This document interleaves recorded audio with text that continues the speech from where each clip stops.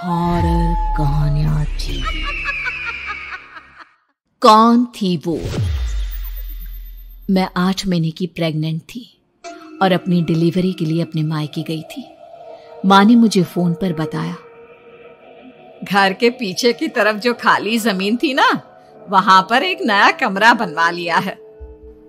इतने सालों के बाद जैसे ही अपने घर में कदम रखा, कुछ अलग सा लगा। माँ, ये घर के पीछे की तरफ नया कमरा बनवाने की क्या जरूरत थी? अरे बेटा, घर के पीछे दूर दूर तक खाली जमीन है। तेरे पापा को कई दिनों से लग रहा था कि यहाँ पर एक कमरा बनवा लेंगे तो ताजा हवा मिल जाया करेगी। अब तो ये सब छोड़ और चल जल्दी से दूध पी ले। माँ, मैं थोड़ी देर में पी लूंगी, आप सो जाओ। मैंने दूध का गिलास उठाकर उस खिड़की में रख दिया। पता नहीं कब आंख लग गई। अचानक से खिड़की के पल्लों के खड़कने की तेज आवाज आई।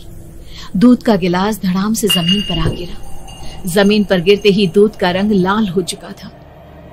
मैंने खिड़की से झांक कर बाहर देखा। चारों तरफ धुप अंधेरा था।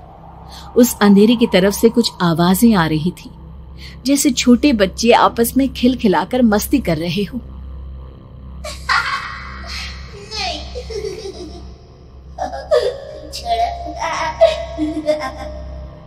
इतनी रात को इतने घनघोर अंधेरे में बच्चों की आवाज कैसे आ रही है? घड़ी में वक्त देखा तो ठीक 12 बजे थे। देखकर मैं सन्न रह गई। बुरी आत्माओं और भूतों की कई कहानियां मैं सुन चुकी थी। वक्त भी कुछ ऐसा ही था। ऊपर से मैं प्रेग्नेंट। सुना था कि ऐसे वक्त में अक्सर बुरी आत्माएं औरतों का पीछा करती है, तो क्या मेरे पीछे भी? पसीने से तरबतर बड़ी मुश्किल से, जैसे कांपते हाथों से मैंने उस खिड़की को बंद किया। जल्दी से जल्दी उस कमरे से बाहर निकलकर माँ के पास जाने के बारे में सोचा, लेकिन जैसे ही दरवाजे की तरफ पलटी, लगा कोई साया हवा की स्पीड से दरवाजे के सामने से गुजर गया। मेरे गले में अटक कर रह गई। मैं जोर से चीख कर माँ को बुलाना चाहती थी, लेकिन वो आवाज खुद मेरे कानों तक नहीं पहुंच पा रही थी। तो माँ तक कैसे पहुंचती? खिड़की के पल्ले एक बार फिर तेज हवा के झोंके से धड़ाम करके खुल गया और पूरी ताकत से मैं चीख पड़ी। जानती थी मेरी चीख की आवाज सुनकर कुछ ही सेकंड में माँ वहां पहुंच जाएगी, लेकिन ऐसा कुछ हुआ ही नहीं। मेरा कलेजा डर के मारे फटा जा रहा था। आखिर माँ ने मेरी आवाज क्यों नहीं सुनी? इतनी गहरी नींद में तो माँ कभी नहीं सोती। ठीक पीछे खुली हुई वो खिड़की। मुझ में इतनी ताकत नहीं बची थी कि मैं पलटकर उस तरफ देख भी सकूं। हवा का एक सनसनाता हुआ झोंका उसी वक्त मेरे कानों से आकर टकराया। लगा जैसे किसी ने दबी हुई आवाज में धीरे से मुझसे कहा, चली जाओ यहाँ से। मैंने दोनों हाथ अपने कानों पर रख लिए और एक बार फिर ताकत लगाकर जोर से चीखने की कोशिश की। माँ! पापा! मेरी आवाज उस कमरे की दीवारों से टकराकर वापस मुझे ही सुनाई दे रही थी। जितनी ताकत के साथ मैंने चीखने की कोशिश की थी, कुछ ही देर बाद उससे कहीं ज्यादा तेज और दर्दनाक चीख मुझे सुनाई देने लगी। ये आवाज ठीक मेरे पीछे खिड़की से आ रही थी। वो आवाज मेरे कानों में पिघलते हुए लोहे की तरह गिर रही थी। उन आवाजों में हैवानियत थी। वो आवाजें किसी इंसान की नहीं है, इतना मैं समझ चुकी थी। कांप रहे हाथों से मैंने अंधेरे में कुछ ढूंढने की कोशिश की।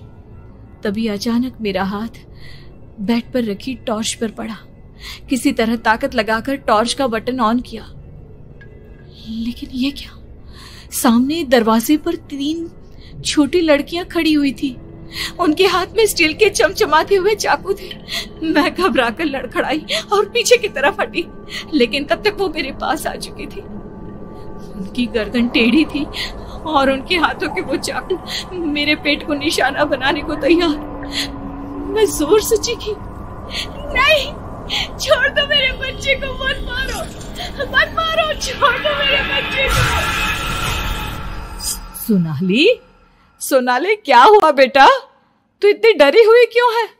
उठ बेटा, क्या हुआ? हड़बड़ाकर मैंने अपनी आंखें खोली। देखा तो दिन निकल आया था। माँ मुझे जगा रही थी। मेरा चेहरा पूरा पसीने से लथपथ था। क्या हुआ बेटा, तुमने कोई बुरा सपना देखा क्या? मैं अभी तक अपने पूरे होश में नहीं थी। वो मेरे बच्चे को मार देगी माँ। वो लड़की मेरे बच्चे को।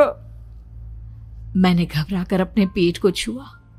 सब कुछ ठीक था। और वो दूध जो रात को यहाँ पर गिर गया था, उसका रंग लाल हो गया था। माँ ने हंसते हुए दूध का गिलास मुझे दिखाया। तुमने दूध पिया ही नहीं, पूरा का पूरा ऐसे ही रखा हुआ है। तुमसे कहा था ना सोनाली, सेहत के लिए लापरवाही ठीक नहीं बेटा। लेकिन मैंने तो सब कुछ अपनी खुली आंखों से देखा था। ये सपना कैसे हो सकता है?